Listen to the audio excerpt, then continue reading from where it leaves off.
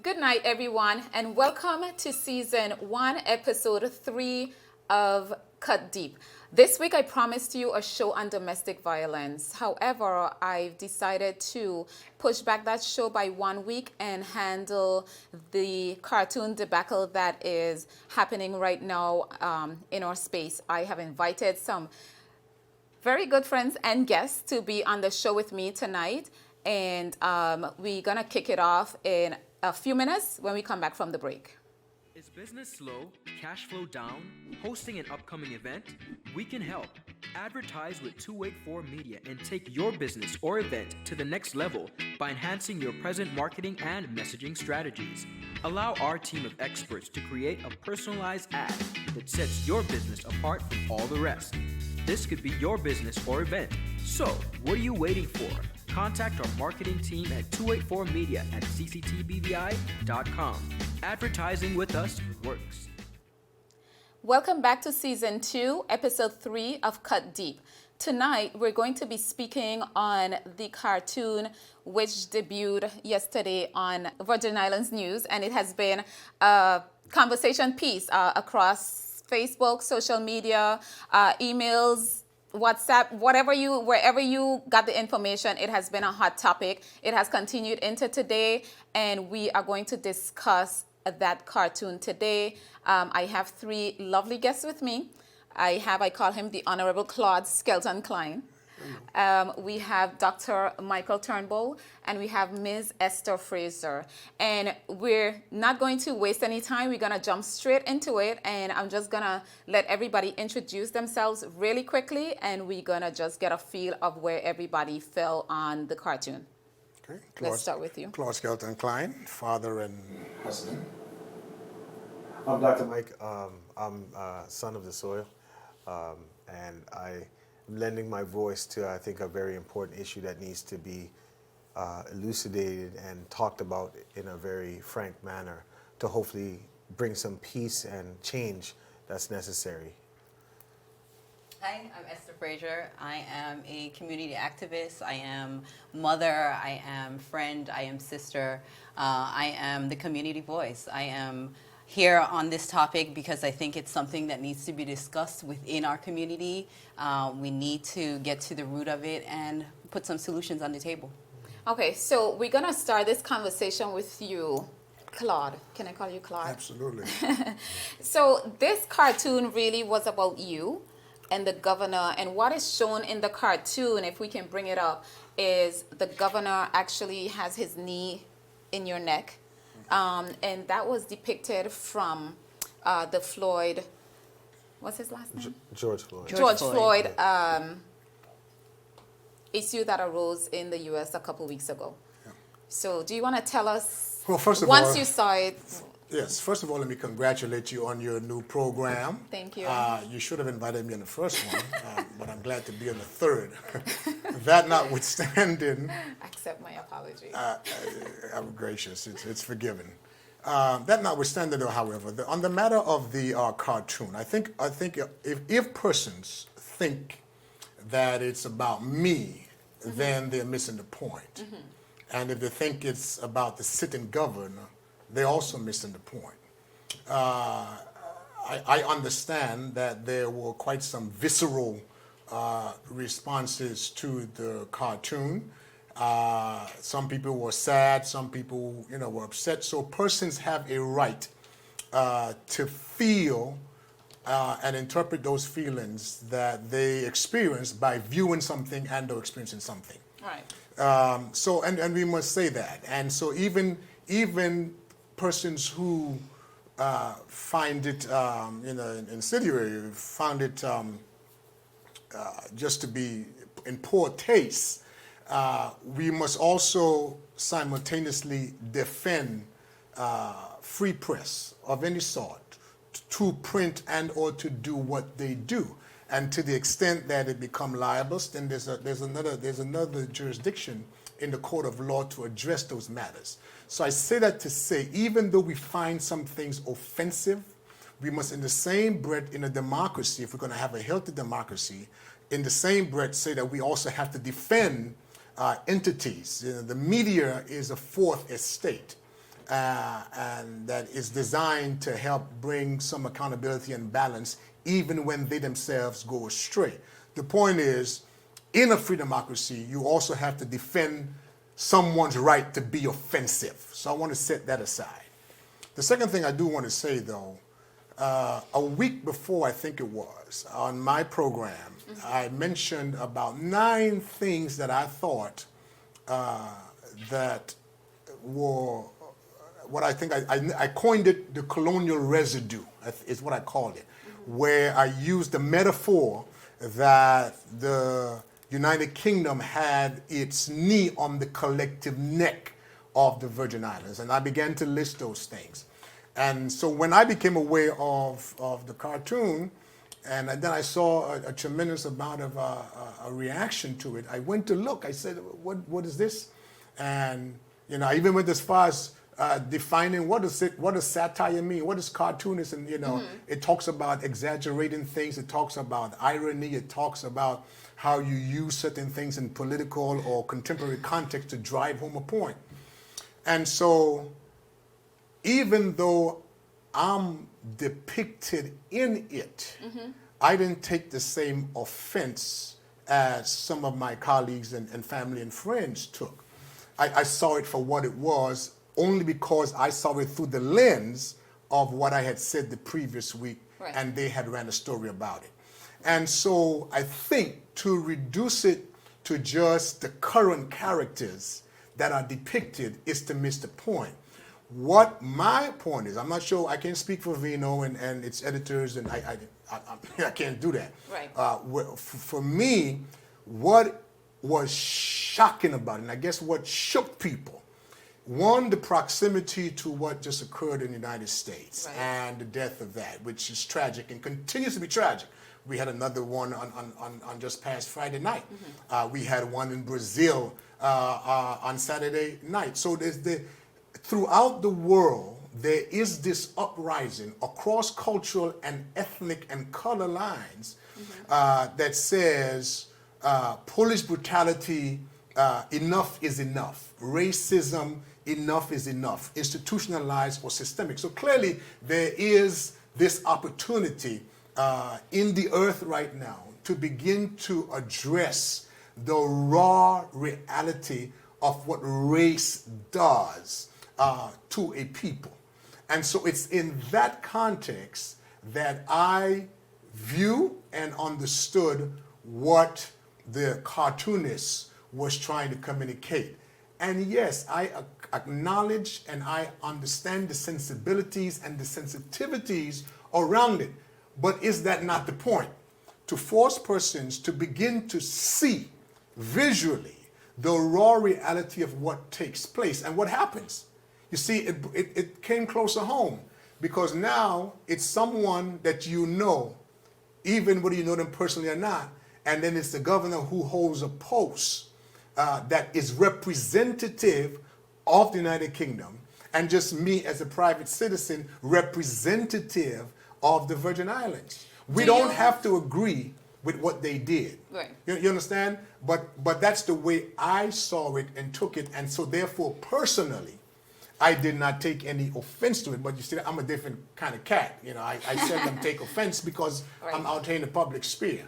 So I understand why there would be the kind of visceral reaction for some persons, and we live with that, and we help to as we are here today, are helping to think and talk through the raw reality that we face. Some people has gone as far as saying that we don't have racism in the Virgin Islands, and that can't be true. That's incorrect. It is more subtle, which means it's more insidious. And if we were to walk through, if we were to start with financial services and talk about the disenfranchisement and the economic stranglehold that it has on our people, how persons from outside of this country come home. As a matter of fact, I'll put it this way. Have your audience to ask them for the data. Let's see how many managing directors there are. Let's see who hold the highest posts. Let's see the salary compensation packages. And then begin to ask yourself the question, why is this? When it is some of our own people who help to train these kind of person. And you can go from the financial services, you can go to the marine sector, ask how many captains are us, ask how many of us own those marinas. So I'm just saying to you that there are systemic and institutional ways in which these racistic patterns have ensued over the years. And now is the grand opportunity to take our heads out of the sand and confront that which we want to change. So I am not at all bothered by the cartoon. I am more concerned about the materiality and the facts and the data that reflects those facts on the ground about who we are as a people with African descent in the diaspora, no matter where we are in the world. That's my concern. The cartoon, you know, it is what it is. Where do you come down on what he said, Dr. Michael? Well, from my perspective, a lot of things that he has shared, I sincerely concur with. But sometimes, in saying when something is visceral, meaning that it's just, it elicits a response that lacks depth, that doesn't really come from a source. But the response that was coming is a pattern of irresponsible journalism on the part of this news agency. And it's not a point, and I keep trying to tell people, two things can exist. There could be freedom of speech and responsibility of press. Right. That you don't have an unmitigated past because you have freedom to do and act in a way that doesn't carry the social responsibility. In 2017, there was an image in this same news site, picture with the then governor having our premier hung from a tree being beaten with a bat, being beaten with a whip. A whip. Now, my question is, if the zeitgeist, or what we're trying to do is promote racial discussion and disparity in a way forward, how does this help that?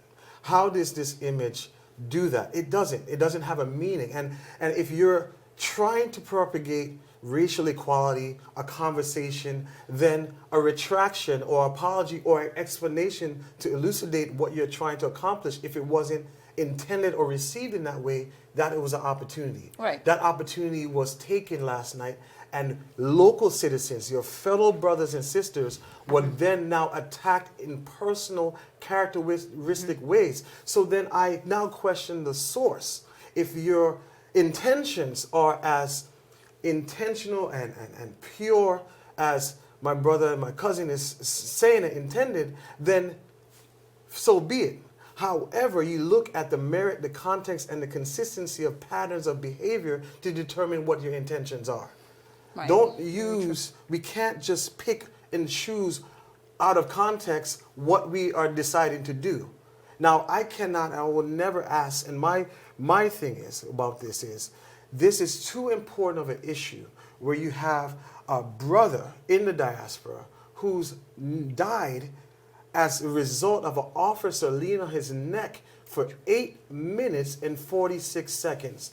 Now, if we want to talk about colonialism, rule, and the impact that we've been on the diaspora for almost 400 years, let's continue to have a conversation about that. If you want to talk about the necessity for independence and having that conversation, let's talk about that. But when we use incendiary images to elicit clickbait that doesn't have a long-term plan other than causing disruption, and doesn't have the collective cultural responsibility of what the power of the media has, you have to question the source.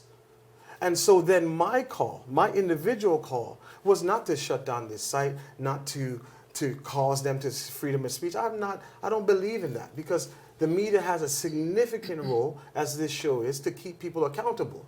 But it has to be important that you have to have some moral compass and ethical quality for what you print. I agree. Esther, just... Totally agreed. My position, I got to tell you, Cindy, I didn't read this, see the article, look at the article until this morning. Okay. Until last night. It was just before bed, and I'm looking at my news feeds, and I see the uproar. And I'm like, what is going on in our territory? And then I go to the site. and I could not believe it. I was struck with an immediate sense of sadness. And I'll tell you why. It's because this is a son of our soil. Regardless of what your opinions are on his opinions, regardless of what our perspectives are, he's a son of our soil. He's entitled, just as the paper is, to have their opinion. But as the minister said, there is a certain amount of responsibility that we have to expect from our media houses. Our children are reading these articles and seeing these cartoons.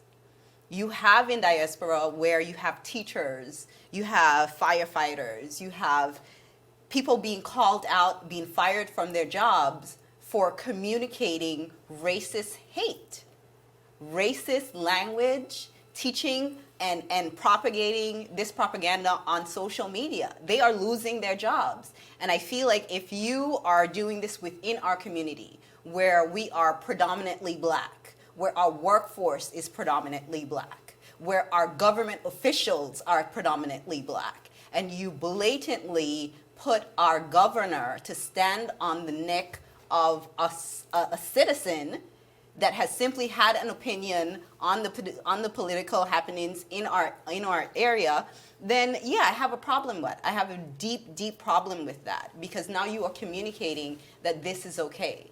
It's okay to do it in jest. It's okay to make a joke about it. A man just lost his life. His family will never see him again. 8 minutes and 46 seconds. And then you depict our governor, who we have some of us have extreme respect for, standing on the neck of a citizen that has an opinion, with his hands behind his back and his mouth agape. If you can conceptualize those thoughts in head and in heart, then you can conceptualize them in action.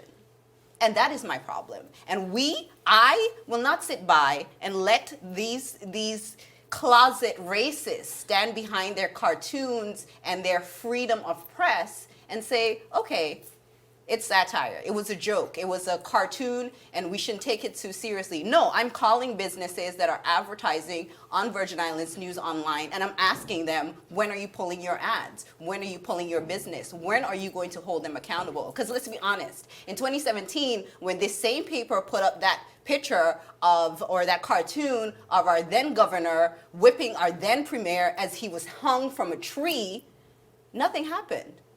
Few of us made a little kick up and noise, but nothing happened. And I think it's time that we take a position that we say enough is enough. We have to, at some point, draw the lines in the sand. We have a social and economic responsibility to our people. I totally agree with you, Esther, and I see the emotion in your face, and I've shared that emotion all day, because what I can tell you, and you will know this, and maybe you get it too, right? Whatever unfolds in the territory, there are some of us that our phones just burn up. We can't go to bed. The calls are unending, the stresses of how the people feel about what was put forward, and we have to take those things into consideration. I feel like a moment, like a very important moment in our history, was frivolized by this cartoon. And I think we have a window to be able to actually put forward some kind of change plan for race, as you say, on a whole, right? And I feel like George Floyd was, I call him the the straw that broke the camel's back.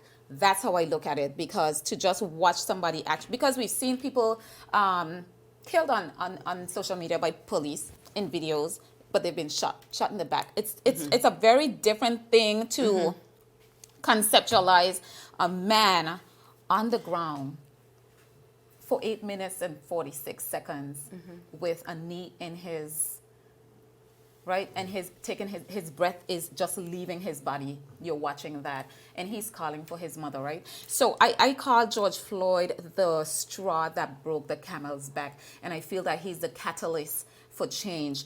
In 2017, when that initial cartoon came out on Vino, I was one of the ones that spoke out. You were. people were quiet. So I'm not sure if this, I like last night I said, I feel like, oh, rage is, what's the word that I use? Misplaced. It's not misplaced, it's selective. It's selective, right? Because I find like I was kind of one of the only voices that spoke out about that cartoon, and I was like, what? And I called Julian. I responded on my Facebook page. I went into the office the next day and I spoke to the director and I said, we have ads on Vino. I think you should consider that, pulling them, etc. But there wasn't an outrage, and I feel like, well, we didn't have this platform. And so we have this platform, and we can use that platform towards some change. And to see this cartoon come out yesterday, it broke my soul. You know, and I did speak to Julian about it. I did remind him of the 2017 cartoon and how I felt about that one, and this brought out the same feelings in me. I feel like it is building, like you say, if we're trying to find a way forward with race conversations in the BVI, or even if we're talking about going independent, I don't know that this helps. So clearly, Cindy, there are at least 4 views here, and there are common threads. And, you know, me personally affirm the perspective of the myriad of views. In the case of Dr. Mike, part of what I hear is, you know, the responsibility. That's not my argument. It's a justifiable argument. It's not mine. Esther, you know, it was personalized, so she saw it as me as a citizen, and I affirm that, but that's not my fight in this hour. And what is your fight? I hear you. My fight is this: I'm in favor of boycotting, not the specific news site. I'm in favor of joining in solidarity with my brothers and sisters in America and across the region and anyone of African descent, and white people and Asian people and all the persons who have joined this cause. I'm in favor of looking at the companies who have practiced institutionally their hiring practices, their promotion practices. Can I just ask you a quick question? You mind if I ask you quick? Sure. You mentioned that prior, and you're mentioning it again, right? Can somebody come into your house and run your house? Help me understand what you mean. Okay, so I feel like, yes, we have a certain group of people that are probably running the top tier jobs within financial services or yachting industry, but how did that happen? Well, that's the Who allowed that to happen? Well, that's a conversation that can be had. My point is only this: on the matter of what do we do, where I am, on my own journey, where I think we are as a country, I am a strong advocate and a proponent of self-determination and independence. And so on that path of, which to me simply means that I want the right for us to determine our own destiny, period. I don't want imperial legislation hanging over our head as it currently hangs regarding our financial services come December 31st, 2020, that erodes one of our economic pillars. So I'm against that. When you can govern me from 3,000 miles away, not by my consent, not by my vote, but by imperial legislation, I'm fighting against that. When you can have the Public Service Commission make a decision based upon elected officials that we have, and have in your constitution where a governor who is not elected but selected can override that. I am not a proponent of that. I'm against that. I'm about righting that wrong. When we can look at our young children, my son, your kids, and talk about who are princesses and princes, and they are not in the bloodline of a colonial power that represents not our history, but part of our story that begun with slavery and begun with them, and we are still under that authority. I have a so that's what I'm against. I'm up the road. Not to say that the concerns that persons are raised, all of us need to be affirmed in our humanity with dignity. I don't think that the governor personally is racist. He is a representation of a storied history. So this is not personal. It's not Claude Skelton-Cline in Sydney. It's not my... No, we can't reduce it to the current characters. But can I ask you a question? Sure. Okay, because I think the fight that you have, all of us would like to see the BVI move towards, I don't want to say independence. Why you don't want to say that? That's not the term I want to use right now, because we're going to go straight into, okay, do you see us on a path to independence? Absolutely. We are not even in a position of empowering our own people. So you cannot move forward without your people. So if you're unable to empower your people, how can we move to that road? Well, what I mean by a path, you know, this is not a sprint. It's not a one-step or 2-3-step dance. It's a journey that we're on. And I think that once we can begin to engage, debate, discuss, deliberate with each other, once there can be public consultation, it's a process. Okay, so we just came out of one government, correct? I'm sorry, guys. We just came out of one government, and I'm going to let you go. I know you need to get to your show. And we're into another government, right? And from before that, we've been talking about redoing the Constitution and thinking about how we can be on a path to self-determination, correct? I found the past, how long is the government in now? 13 months? 15 months?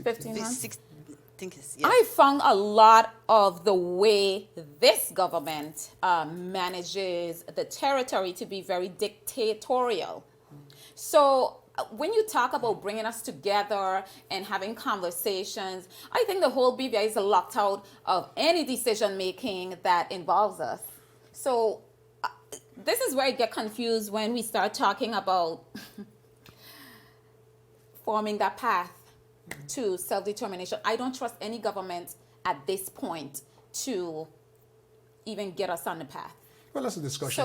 That's a discussion that we could have and that we should have, and again, it will be several discussions. It's a journey that we're on, and so that for me, it doesn't start with VIP government or NDP government. I am about the story of a people and our sojourn in this place that we call home, the land of our birth. And where are we going to be 7 years from now? That's the bigger picture. So my modus operandi, whether it's a new site, you see, I can't be used. I operate on a fundamental basic principle that comes from my convictions. So what I do comes from that place. Now, what other people does with it, that's up to them. I'm unmoved by that because my focus is singular.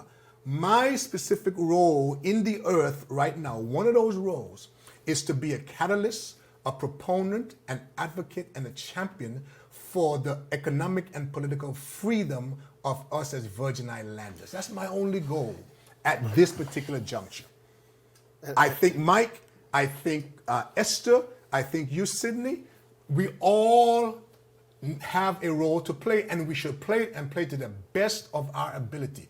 Yes, there'll be time of clash. You know, Mike may be a great basketball player, can dunk.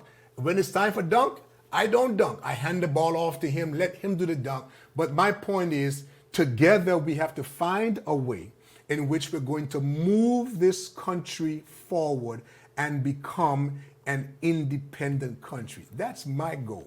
So I wanted to add, and just to say, good to hear that point. And I came on, my call was about one specific issue. And there's so much things that we could tease out. It's not a one thing conversation. But when I was a kid, I didn't like peas and rice, and I didn't like my food mixed up. I like to really separate what was there. Here's what I'm saying is because we have to deal with issues multiple at once, but not lose sight of the social responsibility that takes place. Yes, a caricature and a representation is what I took it for, a representation of a broader issue that needs to be brought to light. Yeah. However, the irresponsibility of what was characterized and positioned, that needs to be front and center. Okay. Because as there are long-term goals of independence and this, that, and other, we cannot become the Animal Farm. Animal Farm was a book where the pigs righted it and said that they needed to go, and then when the pigs got in charge from the humans, they further hurt the animals who were in charge. So we need to really have a picture of what it is that we're fighting for. Okay. On that, we're going to take a quick break, and we're going to be right back.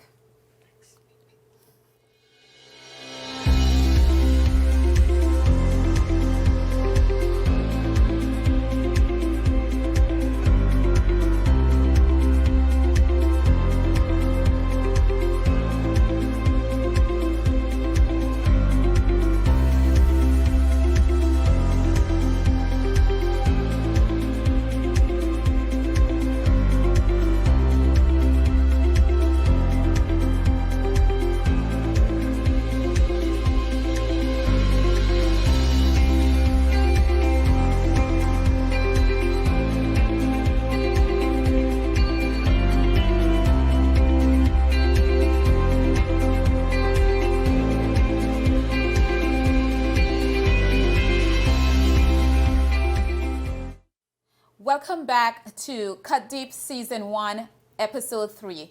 Our guest, Claude Skelton-Cline, he had to leave because, you know, he does his show, Honestly Speaking, each afternoon. So tune in and listen to him about 5 to 6 every day.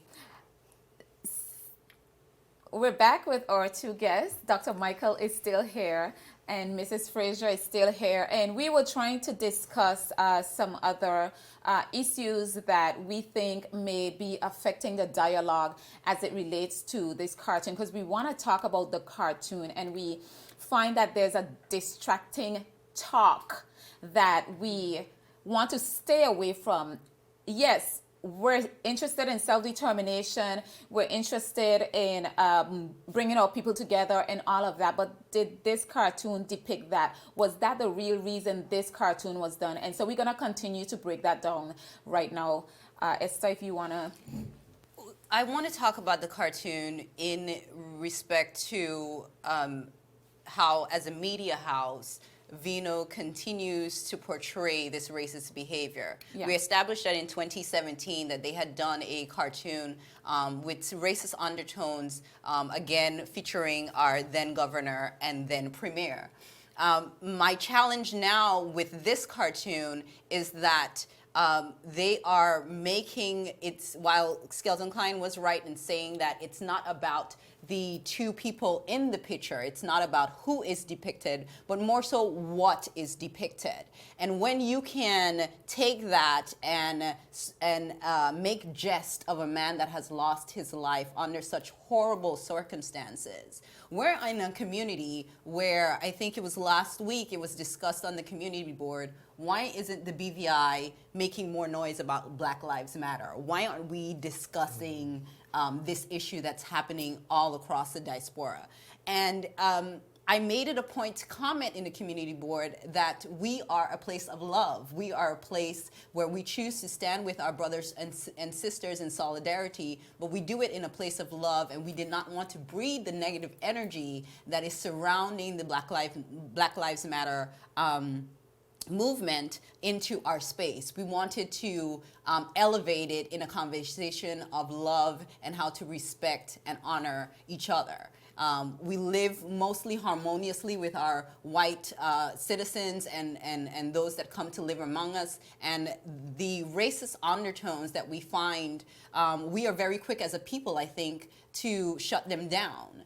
And so when you say that you feel that there's agenda, I too feel that, because not long after that conversation, here comes this cartoon that seems to want to breed division into our communities. I almost felt like they were trying to call my bluff in saying, oh, they're not gonna protest, they're not gonna take a stand, it's all gonna be very hush-hush, we're all gonna thug it out behind our Facebook keyboards, and that'll be the end of it. Right. And I think that, as you said, this is an opportunity for us to put our stakes in the ground and say, here is where we draw the line.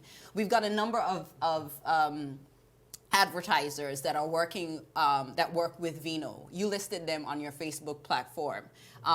Right Way. I spoke to Guy Strickland at Right Way today, and he wanted to reserve his comments for when they've made a decision. And my comment to his was, we are 48 hours away from this issue. What's taking so long? Correct. Where are we? Correct. And I think a lot of people in the BVI, we tend to sit on the back burner and wait and see what the public perception or public opinion or popular opinion. Or how deep the outrage Should I is. jump Should on this wagon yes. or should I take Yes. this train? Yes. I think that we have to stop being reactive. We have to be proactive. I'm so glad that we have a man of the cloth here today, because I find that our churches, our religious people, they're so quiet. Why is that? Well, I can't speak for everyone else, but I would say, in terms of what I am trying to make sure that we echo, is that we don't lose the significance of what is taking place and what was depicted for other motives. Don't piggyback on the death of someone for your own independent motives. If we want to have a conversation on independence, let's have a conversation on independence. If you want to have a conversation on self-determination, let's have a conversation on self-determination. These are separate conversations. What was elicited in this picture was an irresponsible characterization of someone who lost their life. And we're saying, as a society, as a business community, as people are supporting this, if you're continually doing this and supporting this, we need to show a shift change. Let's show that we can have a conversation about a specific issue without diluting the significance of the impact of what you have characterized in this media. I don't like when we are being whitewashed or brainwashed into saying you shouldn't be offended by this because it has a bigger cause. Yes, the bigger cause is there. It's been there for a number of years. And it's going to take a number of years to reverse, and it's going to take responsible action and strategic planning by all of us included. To me, this throws all of that off, because this creates, like you say, divisiveness. It creates anger. It creates, the burning question for me, Cindy, is not only where are our businesses, where are our community activists, how do we galvanize change at this point in time? And it's about having the tough conversations. I understand Republic Bank, they just sent you a note saying that they're taking down their advertising from Virgin Islands News Online, which is, I think they should be applauded for that, because they've taken a stand. CCT, we sit in their studios, and they too have issued a statement saying that they... and they were the first ones out the gate. They were the first one out the gate. And that's what we need. Yes, and I would have expected nothing less from Avrad, as he understands the magnitude of the situation that we're dealing with. But what is troublesome for me is that the owner of, or one of the owners of Vino, is the head of our House of Assembly, which is the highest office in our territory. And this is in his newspaper, this type of divisive behavior. They create legislation for us. They are our leaders. And what has me even more furious is that we have not heard from not one single member of the House. Did Honorable Mitch say something? I've been on all the pages. I've been on the news sites all day trying to see who is saying something, who's coming out. I haven't listened to House of Assembly was on today. I haven't listened, so I don't know if this actually came up. But for this moment, for me, it's radio silence from all of them. And what kind of leadership is that, right? Especially now that we're punishing our young people because they want to have fun on bikes, and you can't even set a good example for them. So it's... Well, see, what happens is when you have a dichotomy of responsibility, where people are not being able to be held accountable for their actions, where you have a society where people hide behind titles, positions, and penalize people based on contracts, money, and people are demonized within their own country. Very true. And that's what you were alluding to earlier. How can we say we're on a path to independence where we are treating ourselves worse than outside persons? Exactly. Where we are becoming colonializers within our own country. Exactly. And we need to get to a point where if we're going to be having honest conversations, let's take stands. And that's all I'm asking. I'm not asking for the Virgin Islands News Online to be shut down. Correct. I'm asking for them to be Responsible in their media. with your freedom. You could have freedom. That doesn't mean that you lack responsibility. And what was taken aback, and where I can't pressure I'm not pressuring any business or bullying anyone to consider the advertisement. I want to say that we need to be strategic. And the way to be strategic in terms of sending a message that we're serious is to feel it in your pocket. And if we want to be strategic about legislation, or we don't like how the laws are set up, But how do you say one in the same? You're not encouraging businesses to pull out of advertising. I didn't say that. I said He's not gonna bully. I'm not bullying anyone into making a decision. Meaning the businesses. I'm not bullying. I'm not going to call a business and tell them you have to do this, because my $1 is not going to make a significant difference. However, we could hold them accountable, as all of us are doing, to say, what is your position in your support? Because your silence on this issue or sending a message behind the door is saying that you co-sign with this. Now, see, we live in a society where we look at things as not being serious, or we downplay the significance, or we try to move the goalposts every time someone meets that mark. This situation and what was depicted is a shame that someone who lost their life as a martyr now for movement and equality throughout the world, the entire world has stopped and paid attention to what injustice is. And we are not escaped from that. And we cannot promulgate this kind of language and attitude without any responsibility. So corporate citizens need to say, where do we stand in our support of this? One of the biggest supporters and advertisers on this news site right now is the government of the Virgin Islands. And how do we now say or send a message that is consistent with what our leader and premier has said, that there's no place for this type of behavior? Agreed. So we need to be able to have both conversations at once. And while we're on that, I see that, and this is today. Today is the 16th, correct? Correct. It says government to form Equity Commission, Premier, because racism is real.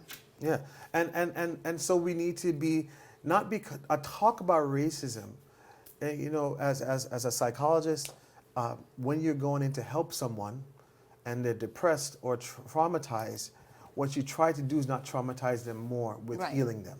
Right. You have to see that if you're trying to get across a message and it causes more harm than the end goal, then it wasn't effective. Correct. And that's what the community is trying to bring to attention to this, that not everything that you say is wrong, but this was insensitive, it missed the mark, and it's causing more harm than good. And so because the calls were unanswered, and the answer that came back was more incendiary and more attacking towards citizens that we touch and feel and love, talking about their record at their work and dubious characters. And how does that help promulgate or push forward independence? How does that call for unity? That is How does not that even call for equality? I mean. It's more attacking and breaking down and pulling down of each other. Yeah. We don't always have to agree. All of us who are on this panel have different point of views, but we all love the Virgin Islands. We all may sit on different sides of different arguments, but we want to achieve the same thing. But there's no room. When I have twins that are 5-year-old and a 10-year-old daughter, we could disagree, but it doesn't mean that you have to tear down one another on the path in the name of freedom of speech. Yeah. Those two things don't align. And that's my contention. And my ask for corporate citizens who are you in support of this? And if you're not in support of this, let us hear where you stand. Because we're not a generation anymore that's just going to sit back, be bullied, be threatened, and just go into a corner. That generation, our generation, is one of the generations that is actually going to get this freedom. Because attacking, causing confusion is not strategic, and it doesn't move the mark forward. Yeah.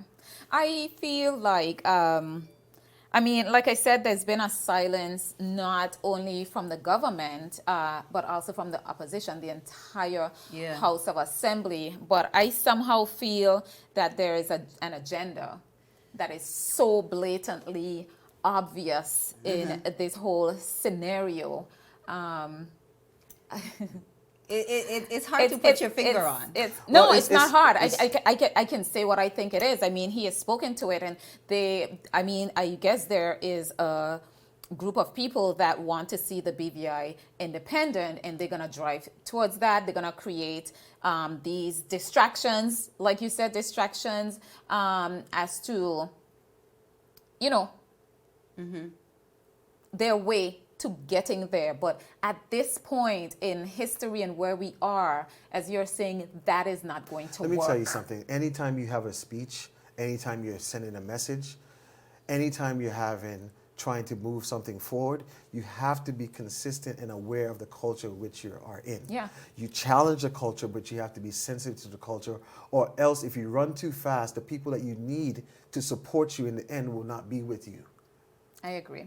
And so, yes, there always need to be agitators, as we were called, our brothers and sisters in the diaspora, we were called a bunch of agitators.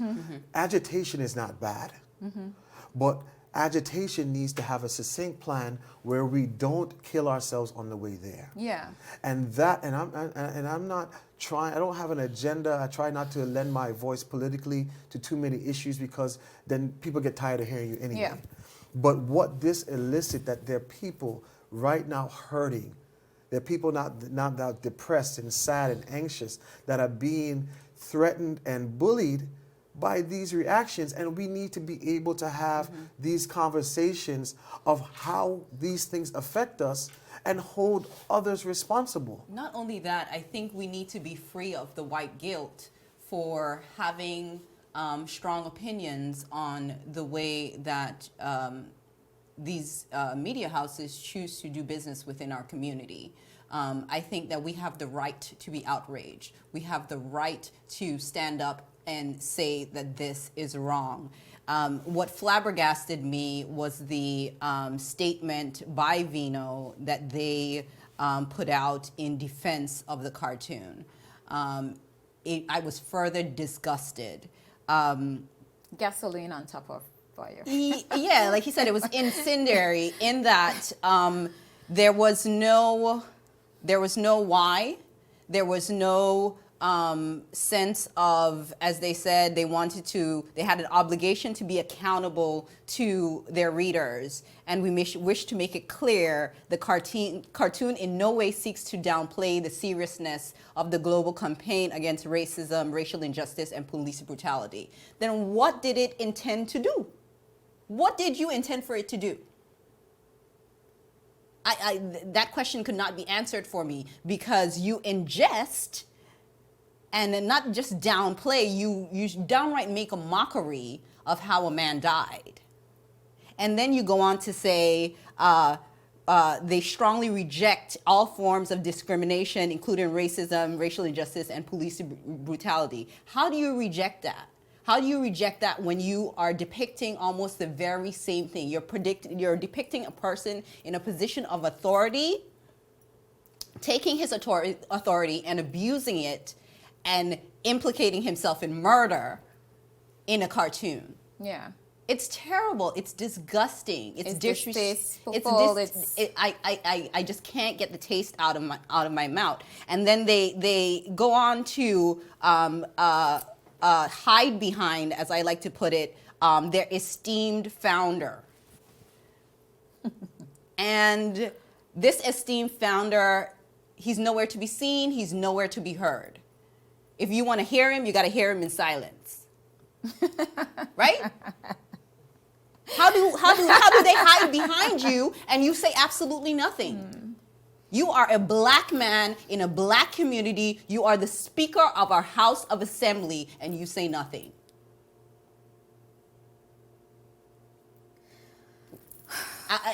The responsibility does not only fall to the businesses. The responsibility does not only fall to the paper.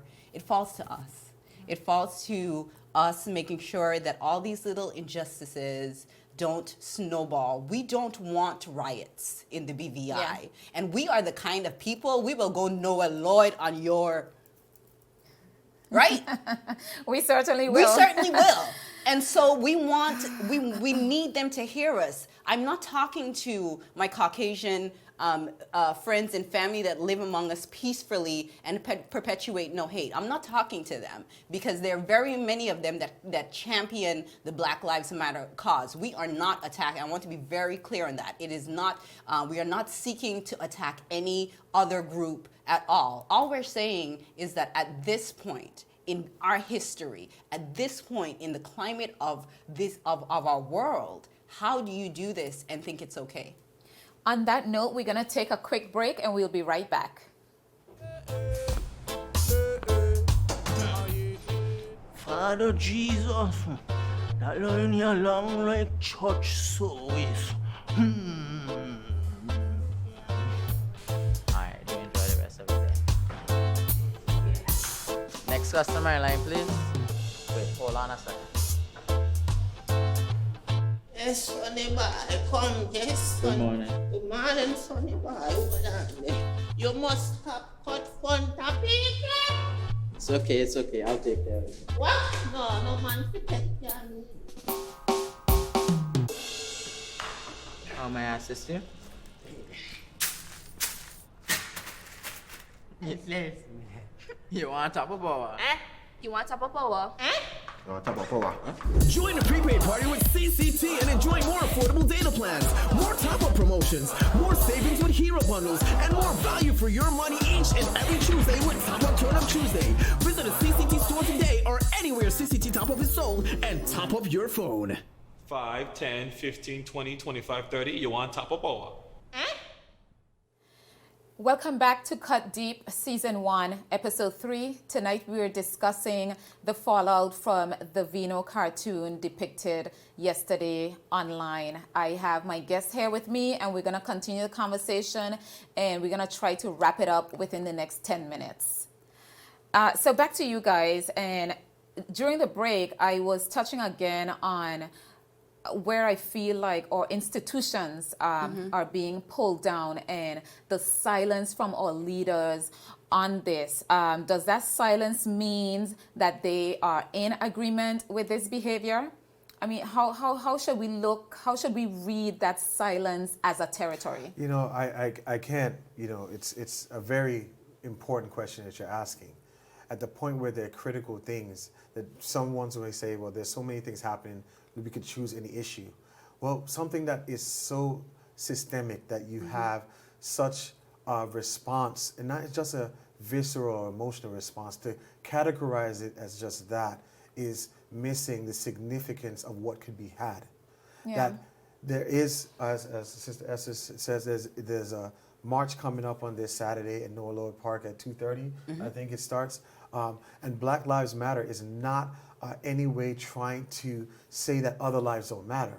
It's saying that we recognize over the years that black people have been disenfranchised, and we just want an equal seat at the table where all the rules are laid down for everyone and we all can play fair.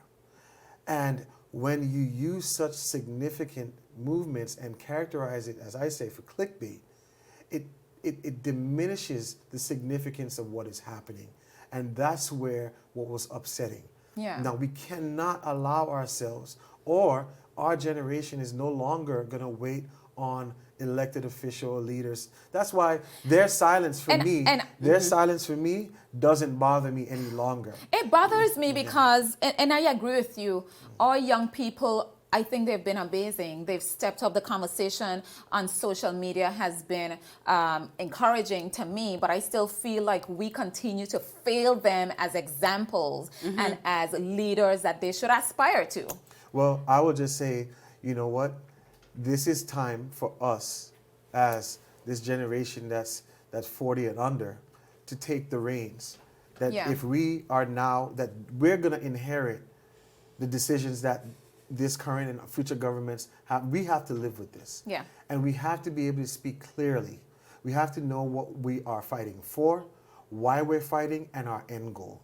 And in this particular instance, we are saying that what was depicted minimalizes the significance of a man losing his life for 8 minutes and 46 seconds.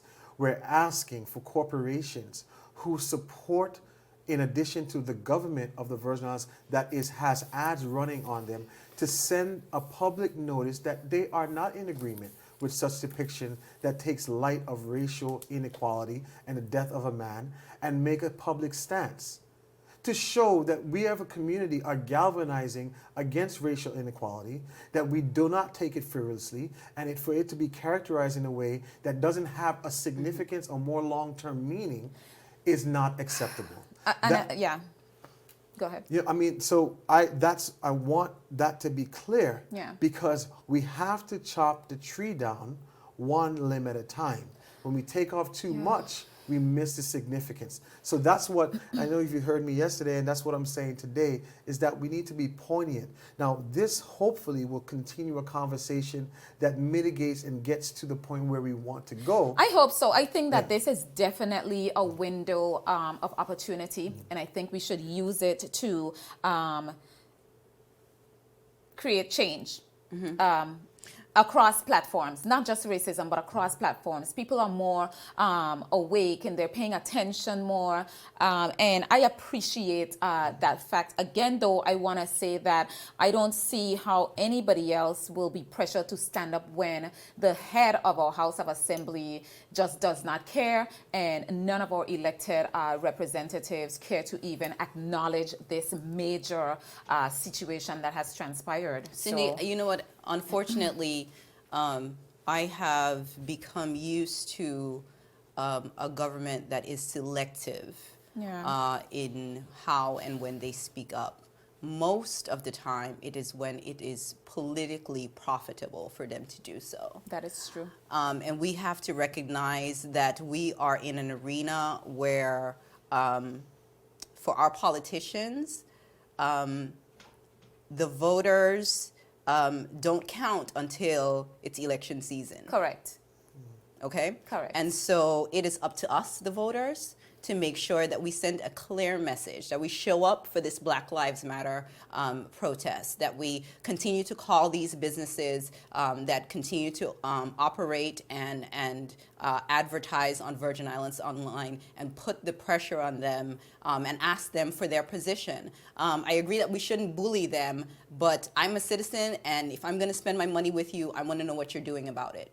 And for people like BNF, who has said that they don't have a problem with it because it's freedom of speech, and I find it comical almost, because Mr. Fred has an article on the same paper today that talks about systemic racism and the decision. I mean, it's so hypocritical, but yet he doesn't have a problem with advertising on the site because he doesn't mix politics, and they should have their freedom of speech. Well, I am here to say that racism is not welcomed in our BVI. We have a beautiful home, a beautiful territory where we build on love, we build on friendship, we build on building up our BVI landers and the people that grow and work here, and the people that come from afar to live among us. And that is that is what we want to maintain. And if our politicians can't get behind that, if our politicians can't say this is wrong, then we have to leave them behind. Yeah, we got to make different votes. This conversation was great, welcoming. I thank you so much for coming on. Thank you for having us. I appreciate it. I think we've taken away a lot of information on this issue, and I'm still going to hold my breath that our leaders will stand up and tell us where they are on this whole situation and what it means to them. I personally will continue to call them out. I've called out the businesses that are advertising on Vino. It's up to them now to step up and do what they have to do. I know that I spend my money where I feel comfortable spending it, where, you don't have inflamed things like racism, and I'm not going to spend my money with those businesses if they can't take a stand for these types of negative social ills in our society. We want to move forward as an integrated society, and that's a path we want to be on moving forward. Thank you everyone for tuning in, and have a wonderful evening.